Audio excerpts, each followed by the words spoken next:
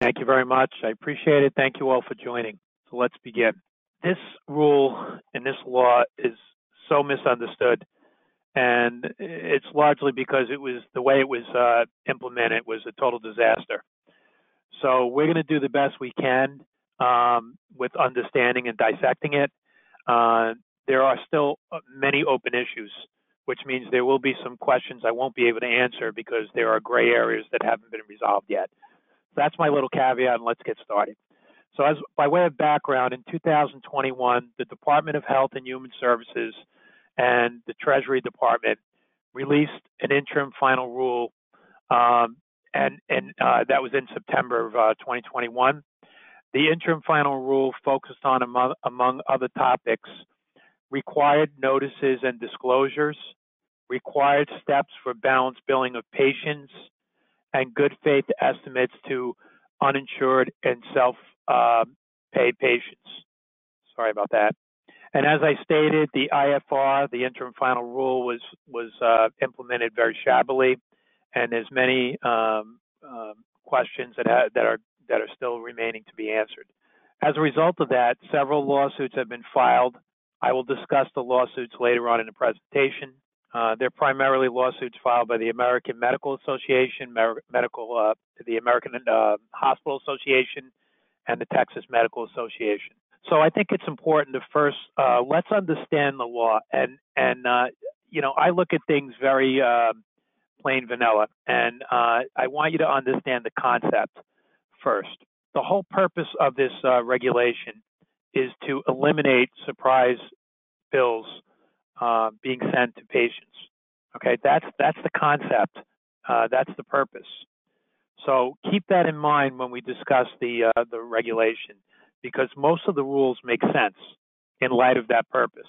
So let's talk about emergency services. In an emergency service situation, the patient doesn't have a choice as to the provider. They're usually transported in an ambulance to a hospital. They don't know if the anesthesiologist is in or out of network. They have no choice in the matter.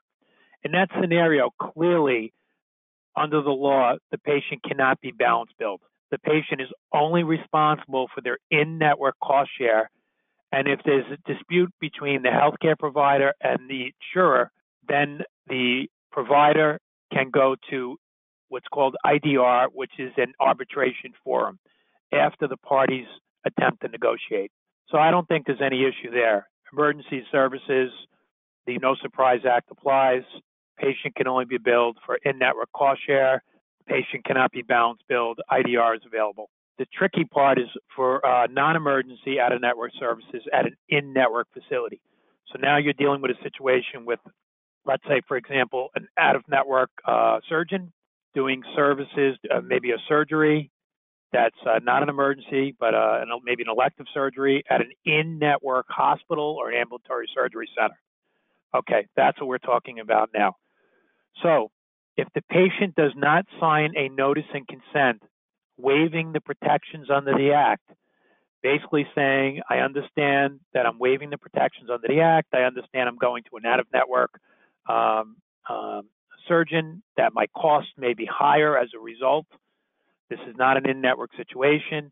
And if they do not sign a notice like that, they're treated the same way as emergency services. They cannot be balance billed. They can only be billed in-network cost share, and IDR is available if the provider and the insurer disagree as to the amount of the reimbursement. Again, I don't think that, I think that makes perfect sense. Now, under the law, except for emergency services and what we're going to talk about, ancillary services, the patient can waive the protections under the Act. The patient can say, yes, I understand that this is out-of-network surgeon going to an in-network facility. I understand that there's protections under the No Surprise Act. I'm going to waive them because I want to go to this out-of-network surgeon, and I understand my cost will be higher. So a patient that signs the notice and consent can be balance billed, and IDR is not available. So they can be billed the out-of-network cost share and the balance bill amount, and IDR is not available if the patient signs a notice of consent waiving the protection under the Act.